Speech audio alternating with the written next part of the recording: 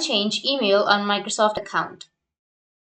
So if you want to change email on Microsoft account, then what you need to do is first you just need simply open up your browser and then you need to go with the Microsoft account. So search for Microsoft, go with www.microsoft.com, and after that you need to go with sign in, which is on the top right, and make sure that you've signed in to your Microsoft.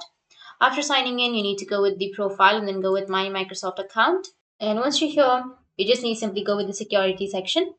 Under security, you will have manage how I sign in option. So you just need simply go with manage how I sign in. Just click on it, and here you will have your password, your email code, your sign in notification, and everything, right? So if you want to change your email address, then you just need simply go with email. And here you will have an option to remove. So you just need simply go and remove the email address that you have right now. Click on remove and then again remove. And after removing that email, you will have an option of add email. So you can just simply click on add email, and after that you'll be able to add that email address, a new email address. Or you can also go with add a new way to sign in or verify, which is right here on the bottom. And here you will have email a code option. You just need simply click on it, and then you can add your new or your alternate email address that you would like to use to sign in. So enter the email and then go with next, and your sign in email will be changed.